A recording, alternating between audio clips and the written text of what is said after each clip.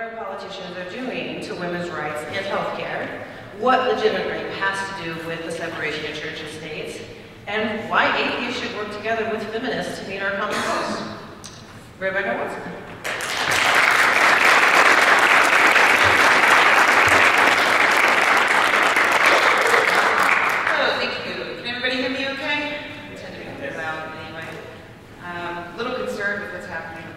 Over there, but hopefully that will magically start showing. In the meantime, let me just remind you all to, before I start, to please shut off your turkey parts. I don't need any gobbling or anything. I'm just going to do that. There we go. All right. Good. No, I don't need that. That's fine. Thank you. Okay, so also before I get started, I want to mention that parts of this talk may be triggering to some people who have certain backgrounds. For instance, I'll be speaking about rape, which you might have guessed from the talk. So there'll be topics like that in this talk. There'll also be images that some of you may find disturbing, like this. So just note that if you have delicate constitutions, you may want to make a hasty retreat. So yeah, I will be talking about this guy quite a bit. I'm sure that most of you are familiar with who this is. This is Todd Akin, U.S. Congressional Representative, candidate for Senate, Republican, graduate of Covenant Theological Seminary, once arrested for illegally blockading an abortion clinic. That Todd Akin. You might be familiar with Akin being in the news for saying ridiculous things. Here is one of the most famous. Todd said, "As I understand scientists, we aren't related, from what I understand from doctors, it, meaning pregnancy from rape, is really rare.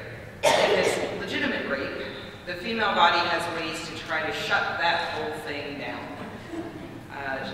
By which he means the body will shut down a pregnancy, meaning you cannot get pregnant from rape, or it's very rare.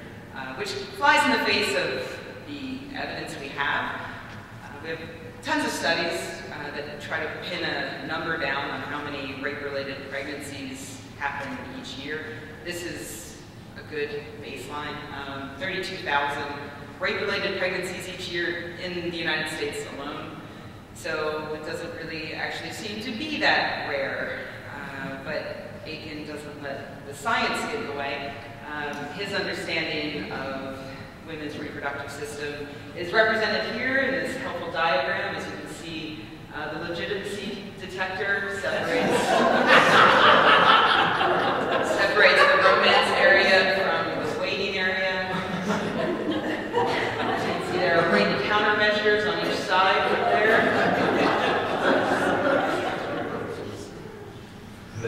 Extra emotions are located right?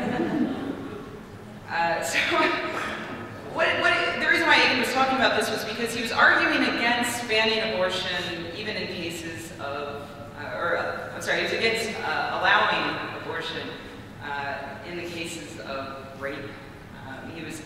What he was trying to say was that women who are raped don't get pregnant, so we don't need to have those sort of measures on the books. Now, a lot of people at the time, when they heard his statement, thought, wow, that is one misinformed man who just said one completely ridiculous, out of nowhere thing. And a lot of people just thought it was one of those one-off crazy statements that a misinformed politician made. But unfortunately, the evidence shows us that the story is a little different. This is a quote from an anti-abortion doctor, John Siegel. When pro-lifers speak of rape pregnancies, we should commonly use the phrase forcible rape or assault rape, for that specifies what we're talking about. Assault rape pregnancies are extremely rare. He said that in 1999. In 1995, North Carolina State Representative Henry Aldridge, I'm on record, is saying, "The facts show that people who are raped, who are truly raped, the juices don't flow, the body functions don't work, and they don't get pregnant. Medical authorities agree that this is a rarity, if ever." In 1988, this was printed in the Philadelphia Daily News. The odds that a woman who is raped will get pregnant are 1 in millions and millions and millions, said State Representative Stephen Frayne, Republican, Delaware County, the legislature's leading abortion foe. The reason, Frayne said, is that the traumatic experience of rape causes a woman to secrete a certain secretion that tends to kill sperm. There's more. In 1980, also anti-abortion advocate attorney James Leon Holmes said concern for rape victims is a red herring because conceptions from rape occur with approximately the same frequency as snowfall in Miami. One more. Without an excitation of lust or enjoyment in the venereal act, no conception can probably take place. That one comes from Samuel Farr in the first legal medicine text to be written in the English language, 1785. So what we have here is not just a one-off statement. What we have is a history of the statement being passed along, mostly through fundamentalist Christians, and regurgitated occasionally in public, working its way into law. Now, this might sound a little familiar to you. Let's see, it's an idiotic theory that's based on primitive thought. It's been passed along mostly by Christian fundamentalists. Republicans are trying to inject it into the government. And I'll mention that it's used as part of a wedge strategy. If you can't ban abortion completely, you can try to argue that women who are raped aren't really raped, and therefore we shouldn't. We should be able to ban abortion even in those cases. They're trying to get an inch anywhere they can. So it is part of an overall wedge strategy. So yeah, does that sound familiar? Saying that Aiken's statement is a one-off is like saying that when Rick Perry says it's a theory that's out there, it's got some gaps in it, was a one-off crazy statement about evolution. We know that that's not true. We know that that's actually part of a larger anti-evolution campaign, and so it is with abortion. And it happens to be the same people who are doing it. The same creationists are also people who are arguing most vociferously against women's right to choose. Some more Aiken goodness. This came up just the other day. He, in 2008, was on C-SPAN on the floor of the U.S. House of Representatives saying, "We have terrorists called abortionists giving abortions to women who are not actually pregnant. All of these things are common practice." And again, everybody was like, come on, it's a crazy one-off statement. There's no way that that is something that's been floating around out there. His statement was confirmed just the other day by a spokesperson who said there's ample evidence that abortion doctors on any number of occasions have deceived women into thinking that they're pregnant and then collect money for a procedure that they don't perform. Just a one-off though, it's just Aiken, right? Nope. This is a woman named Carol Everett. She used to work in abortion clinics, and then she found Jesus and quit. And she was quite popular in the 1980s amongst particularly James Dobson's group. He's the guy that runs Focus on the Family. Focus on the Family is a radio show, and she would often do these bits where she would speak out against abortion. And she would often say things like, there are women who come in and have abortions but aren't pregnant. She goes on, you may say, oh, that doesn't happen. Maybe you say that. It does happen. First of all, this woman thinks she's pregnant. She scheduled herself for an abortion. She comes in and her pregnancy test is negative. They have a woman that they have paid their advertising dollars to get in there. They want to do that abortion if there's any way. Of course, even in the 1980s, her ex-coworkers were coming out and saying she's full of it, she's lying. That didn't stop her. It doesn't stop the people of Focus on the Family and other organizations from passing this little bit of information around. It's mostly based on a 1978 expose by the Chicago Sun-Times that looked into seedy abortion clinics at the time. And what undercover reporters found at these clinics, they claimed, were unsanitary conditions, illegal abortions, and yes, a few cases, they say, of women who weren't pregnant receiving DNCs. And yes, some of those clinics were closed as a result. This was a rare occurrence, if it happened at all, in some seedy clinics. That happened 34 years ago. These days, pregnancy tests are in every pharmacy on every corner. Women generally know whether or not they are pregnant before they go to an abortion clinic. But that doesn't stop this bit of misinformation from passing down and down the line, and it's grown to the point where they are pretending as though this is happening all over, that it's happening today. It's even worked its way into legislation. This is Michigan House Bill 4446 in 2005. There's anecdotal testimony that suggests that women in some circumstances have been given an abortion when there was no pregnancy. Requiring an ultrasound will give additional verification that the woman is pregnant and protect the health of the woman by ensuring she is not given an unnecessary procedure. So this actually has made its way into law. Here's someone else repeating it. In 2011, Wendy Wright said, numerous reports from investigative journalists, state inspectors, and abortion providers have revealed abortionists who routinely committed abortions on women who were not pregnant. It's simply not true. It doesn't stop her from saying it. Does she look familiar to you guys? Yeah. I'm sure a number of you have seen a certain documentary with Richard Dawkins in which this woman was arguing vociferously against evolution.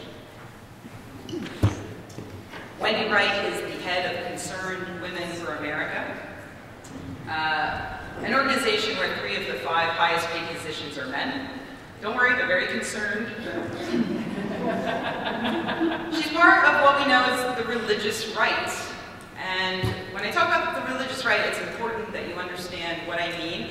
I'm not just talking about people who are religious or people who are conservative. I've made this Venn diagram so you can see we've got conservatives, we've got theists, and then where they overlap, where people want to use their theism with their politics, to insert their theism into politics, that's where we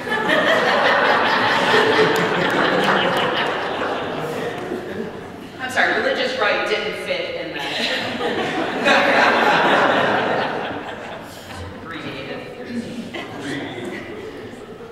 There are many people and organizations that make up the religious right. You should understand that they are a minority in the United States, but they have an extraordinarily powerful lobby. This is just a couple of the organizations. I threw their annual budget up there so you can see it. Wendy Wright's organization, Concerned Women for America, that's at the bottom. They've got a relatively paltry annual budget of about $8 million. Focus on the family at the top, $109 million. Family Research Council, $12 million. Christian Broadcasting Network, that's one of the biggest ones. That's Pat Robertson's television network that you would flip by at 2 in the morning and stop just to gawk. You know, they've got $283 million annual budget. And they have an incredibly large platform that they use to have political candidates come on and speak to a huge audience of motivated Christian conservatives. So the religious right is made up of the same people who are pushing creationism in public schools, the same people who are attempting to criminalize homosexuality. These are the same people that are working hard right now to control women's bodies.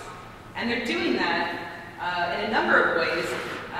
This is their basis for it. This is right there in the first book of the Bible. To the woman he said, I will greatly multiply your pain in childbirth. In pain you shall bring forth children, yet your desire shall be for your husband, and he shall rule over you. And that informs pretty much their entire worldview when it comes to women. Women are there for having babies. If they have sex without having babies, they should be punished. Punished with babies, preferably. Sorry, no offense to the baby in the back.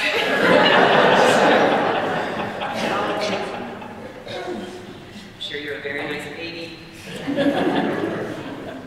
So they're attempting to control women's bodies in a number of horrific ways. For instance, blocking access to contraception. I'm sure that many of you in the audience also know who that lovely gentleman is in the photo there. That's Kansas Governor Brownback, which is just begging to be made into a Santorum-like isn't it? Can we get on that? It's probably already happened. Can somebody just go to Urban Dictionary right now and search for Brownback and let me know how to talk? Thank you. Brownback in May of this year signed a bill that allows pharmacists the right to use their religion as a means to deny women access to birth control, such as emergency contraception. This same law is so vague that it allows a pharmacist the ability to deny a pregnant woman chemotherapy medicine because it might harm the fetus. So pharmacists in Kansas have the right to prevent women from getting basic health care. Thank you, Brownback. Abstinence-only education is another point. There are already several states in the U.S. that teach abstinence-only education to our kids. As chance should have it, those are the states with the highest rates of teen pregnancy and STDs. It's probably just a coincidence. Places like Tennessee have taken it a step further. In Tennessee, this was in the news a few months ago, they banned teachers from mentioning gateway sexual behavior like hand-holding and kissing. They have essentially outlawed love in Tennessee. Protecting men's right to beat and rape women. You're probably thinking that I'm overblowing that a bit. I'm not. Earlier this year, there was an attempt to reauthorize the Violence Against Women Act, as it has been reauthorized every time it has come up for authorization. This time, however, Republicans blocked the reauthorization because Democrats wanted to add protections for Native Americans, immigrants, and members of the LGBTQ community. And the Republicans said, hell no, we're not going to care about violence against those groups. So those additional protections were removed before the bill was allowed to pass. To get back to Aiken for a second, I'm sorry to keep coming back to him, but he's just such a great bad example. He was asked to clarify his point about legitimate rape, the word legitimate, and he clarified that by legitimate rape, he meant forcible rape. Well, what does that mean? Well, I mean, for one, as I've already mentioned, it allows them to push this idea that women who are raped weren't really raped and therefore shouldn't be allowed to get abortions. But also, it has some other unsavory results. Just this past week in Connecticut, the Connecticut Supreme Court threw out a ruling against that man. That man was convicted of raping a severely disabled woman. She has cerebral palsy. She has the mental capacity of a 3-year-old, and she can only move one right finger. One finger in her right hand. The Supreme Court decided that she wasn't raped because she could have put up more of a fight. Testimony showed that sometimes when she was fed food that she didn't like, she would wiggle and kick. And because she didn't kick hard enough or wiggle enough, they determined that she was not actually raped by this adult man. Again, she has the mental capacity of a 3-year-old. So in Connecticut, there is now a case that says that women, and particularly disabled women, women with disabilities, I should say, are just constantly consenting. They are consenting to whatever you want to do to them unless they fight back hard enough. That's the result of this idea of forcible rape being the only legitimate kind of rape. And of course, as I said, it's also used to restrict control over a woman's own body. And speaking of the interest the Republican right has in controlling women's bodies and preventing them from getting abortions, there are the fetal pain laws that are all the rage these days. I should mention that one of the strategies of the religious right is to introduce bills at the federal level that they know will never pass. And then what happens is all of the state legislatures introduce the exact same bill. And people tend to pay attention at the federal level, and they don't tend to pay attention at the state level.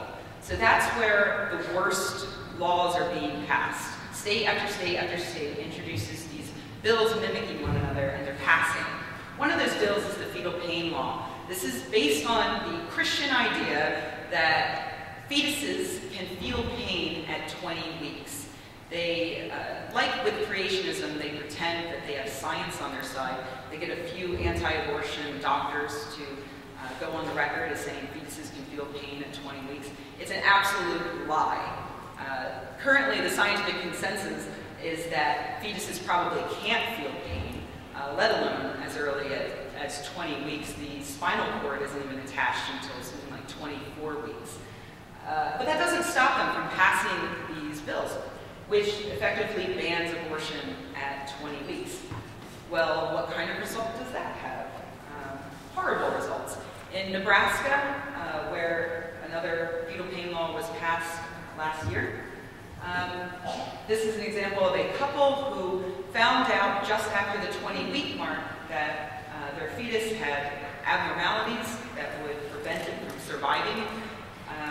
Because of the law being passed, and because of the fact that those abnormalities weren't an immediate threat to the mother's life, she was forced to continue to carry the fetus until she gave birth to it about a week and a half later, and it lived for about 15 minutes before dying. Horrifically painful for everyone involved. And that's just one of the many problems with banning abortion in 20 weeks, is that after 20 weeks is where their doctors are able to accurately tell whether or not a fetus has certain horrific abnormalities that could prevent it from living at all, let alone living a full, normal life. So there are many people who are not able to get abortions that would significantly improve their quality of life. But again, it doesn't stop the religious right from pushing these laws everywhere they can. Kansas has a fetal pain law. Speaking of completely misrepresenting science, in South Dakota, they passed a bill that requires doctors to push this idea that getting abortions leads to an increased rate in suicide. Again, there's no science to be had here. What the science actually tells us is that there is no link between women who get abortions and women who commit suicide. There is a link between women who have unwanted pregnancies, give birth to children, and then later commit suicide. But that's not on the bill.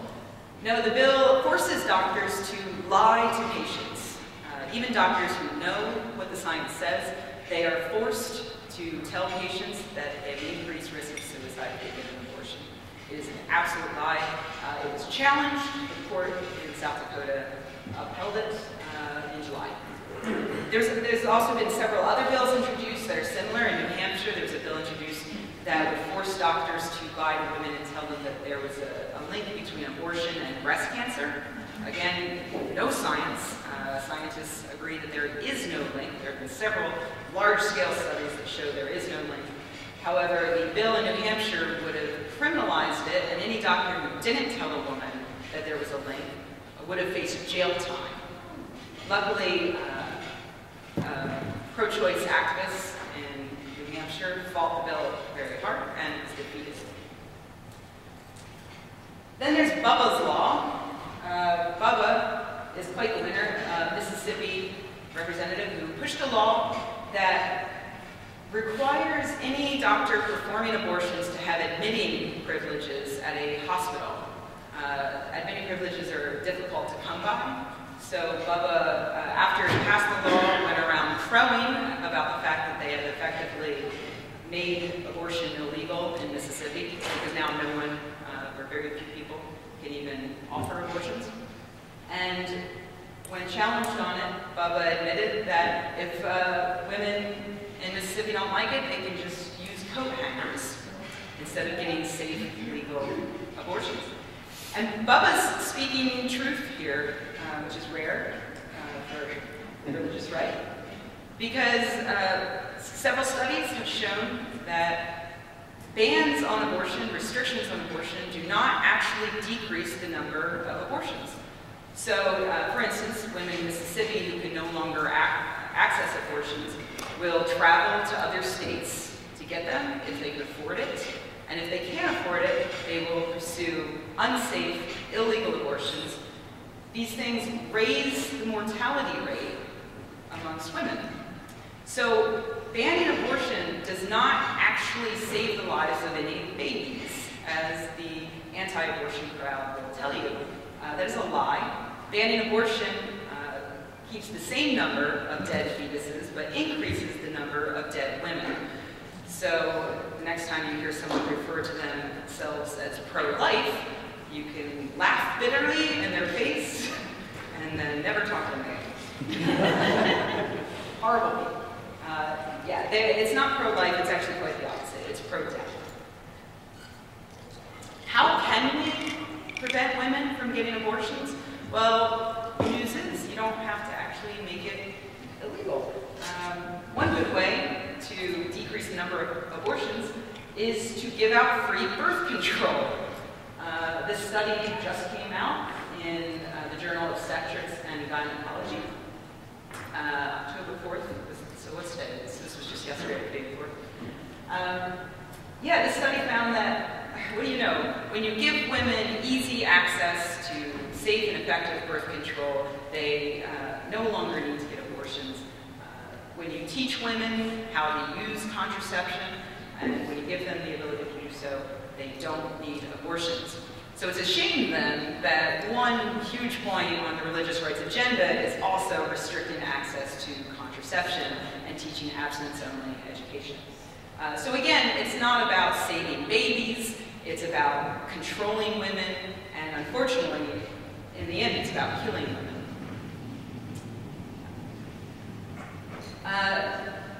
This is another thing that just came to my attention via Americans United for Separation of Church and State, really fantastic organization. They announced that Don Hinkle, the editor of The Pathway, which is the official publication of the Missouri Baptist Convention, I'm sure you guys are all subscribed.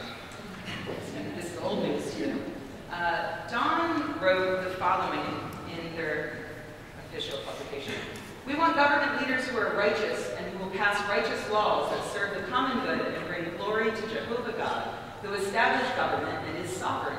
This is why I personally support candidates like U.S. Representative Todd Akin, a Republican who wants to challenge Democrat Claire McCaskill for her U.S. Senate seat, and Republican Ed Martin, the St. Louis attorney who is running for state attorney general. Hinkle goes on, I support them because they view many of the critical issues the same way I do, and in a way that is consistent with God's word. And then he adds, I might add that it is possible to vote for an unbeliever if they are competent and hold views that are consistent with Scripture. That's it. You can vote for an atheist so long as they are interested in inserting their theology, Don Hinkle's theology, into law. Here's the problem with that. The Missouri Baptist Convention is a 501c3, and unfortunately they are prohibited from endorsing any specific candidate.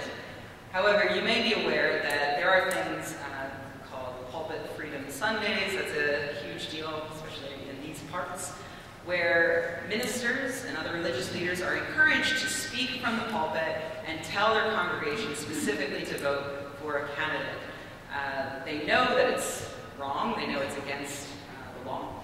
However, their hope is that they will do it and no one will challenge it, or if someone does challenge it, they'll fight it. They have a ton of money to push behind these efforts, and they're hoping that then they can set a precedent, and then other religious leaders can make statements like this. So Don was probably hoping to get away with it. Luckily, Americans United was watching, and they've called upon the IRS to investigate the Missouri Baptist Convention. We'll see if that actually happens.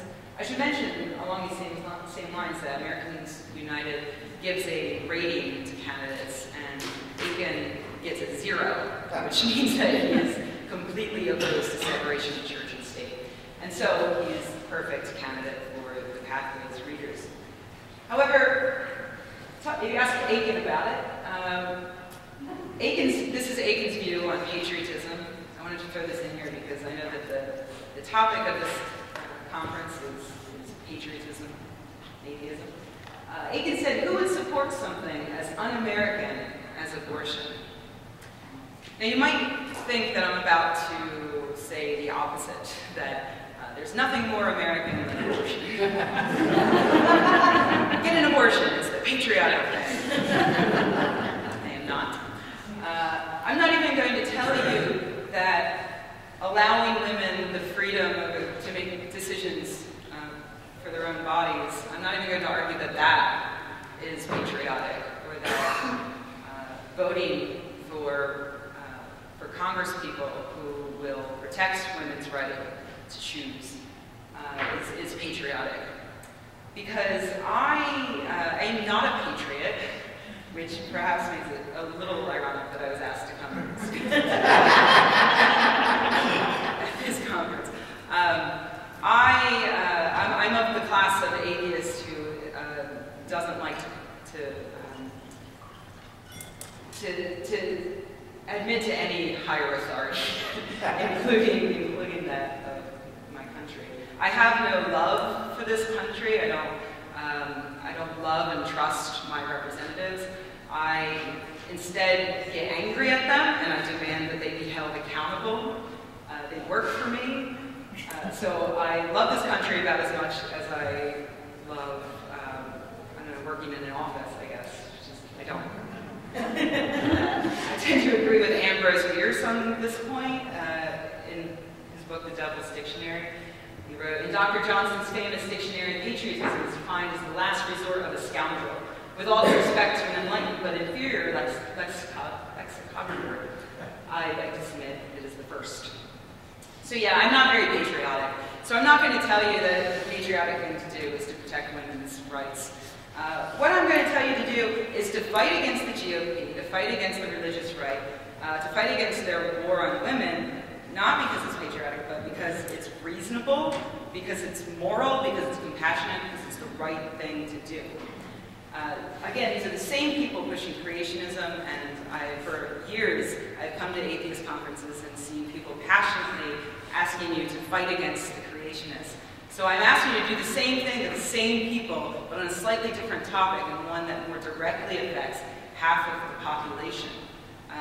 Fight against the biblical rule over women being made into law in the United States. Luckily, there are ways you can do this. One, please go out and vote, especially you guys. You guys, Aiken is neck and neck with McCaskill.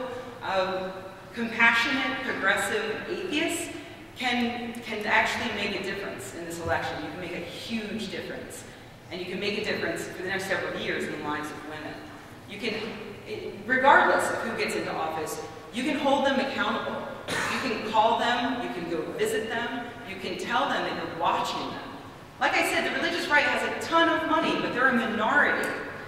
All you need to do is to speak up and to make yourself known, and you can actually make a difference. A lot of people don't even know who their state representatives are. So they'll be shocked when you show up at their office and tell them that you care about these issues and that you want them to protect women's rights. So please vote, please get involved in that. You can also support organizations that are working for these efforts. Planned Parenthood is my favorite. They are tireless advocates for women, and they are working very hard just to stay funded. As you may recall, last year, the entire US government almost shut down over the idea of defunding Planned Parenthood, despite the fact that in polls, a majority of voters said that they did not want to defund Planned Parenthood. That didn't matter to the politicians, because all the politicians were listening to were the religious right, the people who were pounding on them, telling them that this is an important thing to do. It wasn't. It was the wrong thing to do. And luckily, we won that one. So support the organizations that are fighting that fight, many of which are feminist organizations, as Planned Parenthood is. If you want to find out more about a lot of these issues as they're happening, rhrealitycheck.org is a fantastic resource. Also, I didn't put it up there, but pandagon.net is where Amanda Marcotte writes. She is an angry, secular, atheist feminist. She's the one who broke the story about Aiken's recent remarks about women getting abortions who weren't pregnant. They're doing fantastic work exposing these people, exposing the religious right for what they are. Again, I mentioned Americans United for Separation of Church and State. That's a secular organization that I think is showing that they care about women's rights because they're staying on top of these issues. So you can check out their website for more news in that respect. And also I'm going to throw in a plug for my website, Skeptic, because I like it, I'm kind of fond of it. And we tend to cover a lot of these areas of overlap between feminism and secularism and skepticism and atheism. So if you like those things, please check us out, and we'll try to keep you informed on ways that you can take action to make a difference in the world. So I'm going to end there because I wanted some time for questions, which I'm happy to take. But thank you very much for having me here.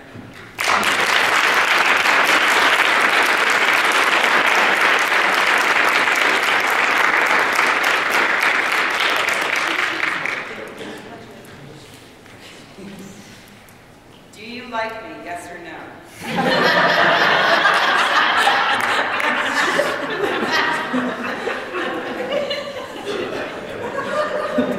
Does anyone have a question for me? Actually, I should mention that what this note actually says is the definition for brownbacker on Urban Dictionary. I appreciate you doing this important research. I'm not going to read it out loud, because lunch is coming up. But you can see me afterwards if you would like to read about it, just to read about it. I know you spent some time in London, and I was just curious because they have, you know, a state religion there, and are far less religious than we are, where we have religious freedom. And sometimes I wonder if religious freedom and separation of church and state is the problem. And I was just curious. I know that's a crazy idea, but I was just curious, as someone who's lived in London, what you think of that theory. I have heard that theory before. I think that America's religiosity is better explained by the fact that England took all of their worst assholes, their biggest religious bigots, and they shipped them to America. So, I mean, our country was founded by religious bigots, not the founding fathers and Puritans. So that's my theory. The worst news is that we are exporting our bigots back as some sort of retribution, I suppose. Some sort of 200 years later, cosmic retribution. We are shipping our Puritans back. And so unfortunately, no place is safe from the religious right. This huge report just came out. I don't know if it just came out today, but I was just reading it this morning. Ben Goldacre tweeted it. There was a select committee formed to look into the science of several abortion issues, to look at how the laws that are currently on the books stack up to the science, and how laws that are currently being proposed stack up to the science.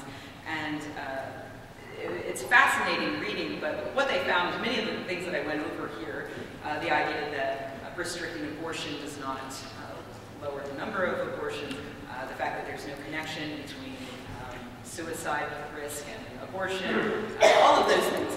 So they're looking at these issues right now because the religious right is there and is making inroads. The new health minister, I believe, has just this past week come out and recommended reducing the amount of time women have to get abortions from, I believe it's from 24 weeks, as it currently is. He wants it reduced to 12 weeks. 12 weeks, the health minister of England. So things are bleak. They're about to fight the same fight that we're fighting here. And unfortunately, a lot of them don't see it coming, because what the religious right is doing there is the same thing they've done here, which is work for decades behind the scenes, getting their tendrils into politicians, and then using them as puppets. And they work behind the scenes, and it's very difficult to see them. And so a lot of people in the UK look at America and they go, man, what happened to America? And they don't realize, and as one other example, we have the American Center for Law and Justice. I'm not sure if I included them on my list, but that's an organization run by Pat Robertson, and they have a sister organization called the European Center for Law and Justice. They had a huge win last year.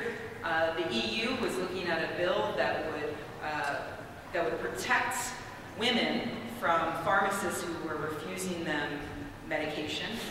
It would force the pharmacist to provide another pharmacist on hand who could deliver the medication, or another pharmacy within walking distance that could fulfill her prescription.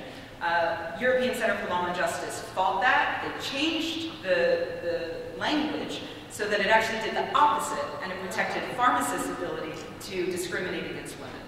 So it's happening in Europe, it's happening in the UK, it's happening in Canada. I talk about the religious right at several of these talks around the world, and every time I have to give a talk, I have to spend a good week researching all the shitty ways the religious right is messing up things in that region. And every time I manage to find at least an hour's worth of material. So when you were traveling in Europe, are they able to see that not all Americans are like that? Well, I have to say that I don't help things because when I first went to London, I had a guy come up to me and very aggressively at a pub and ask me about George W. Bush. And I was like, W, I love him.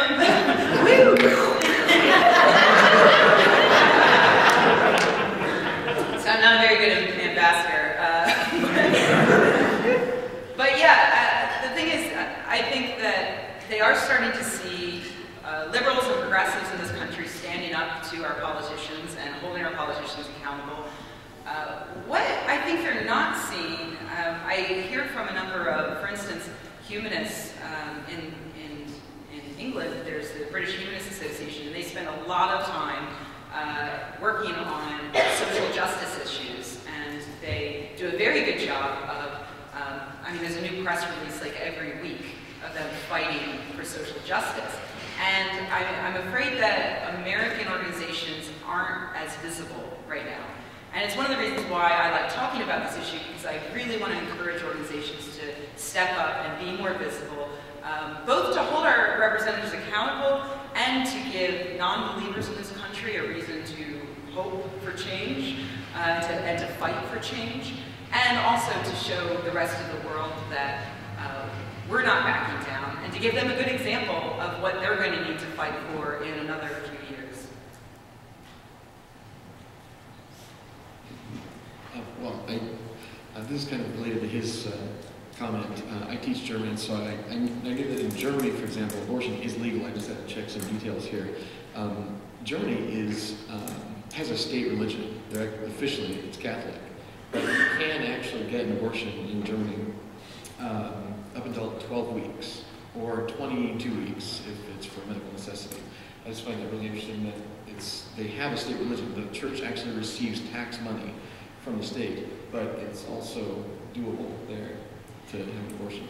Yeah, I think that the interesting thing is, you know, like I say, the religious right is not a majority in this country. They're just really loud, really wealthy, and really powerful. So it's not actually based on whether or not there's a state religion. It's not really based on what the majority religion is. It's simply based on how active the fundamentalists are. Where they can get inroads, they get inroads. And that's where we see problems.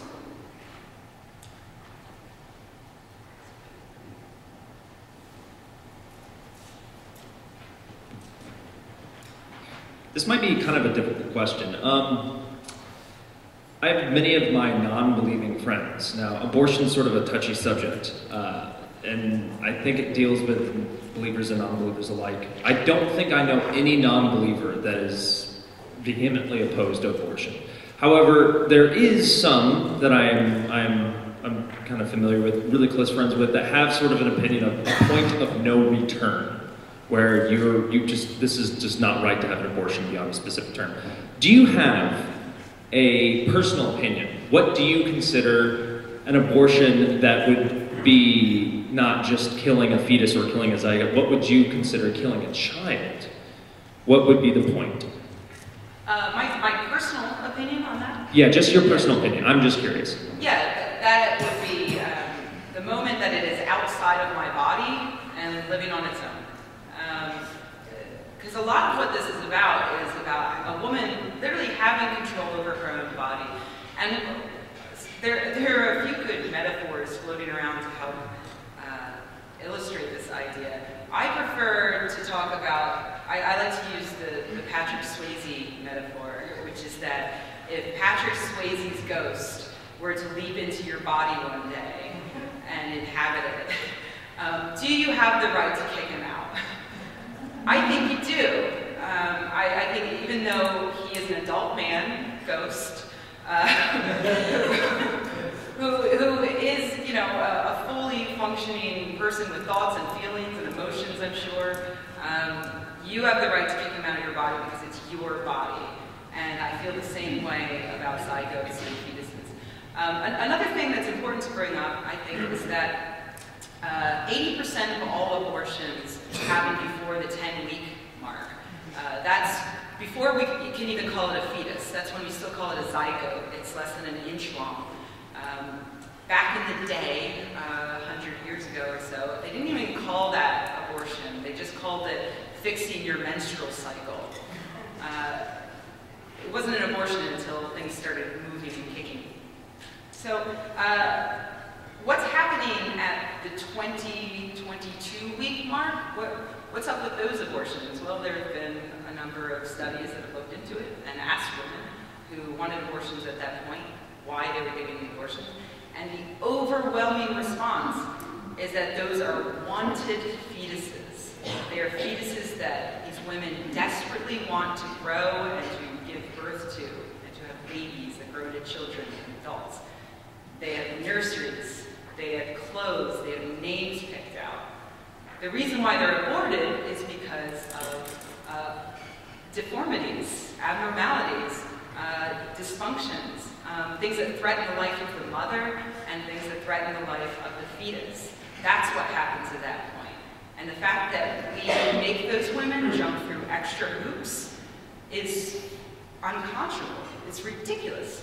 You know, because these are women who desperately want children, and we are forcing them not just to give up that hope, but to go through just the worst procedures, to make them feel humiliated, to draw out the process, and like I point out, to sometimes carry otherwise dead fetuses or severely disabled fetuses to the point where they're giving birth to them and watching them die.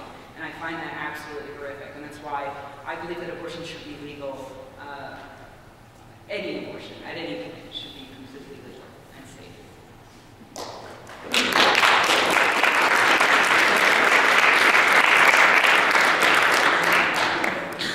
I found it interesting that the quotes, the legitimate rape style quotes that you put at the beginning of your presentation were from a long time ago. I mean, at least I think, before abortion was a commonplace procedure. And I was wondering what you thought the incentive for promoting the idea that raped women couldn't get pregnant was back then, before abortion was commonplace.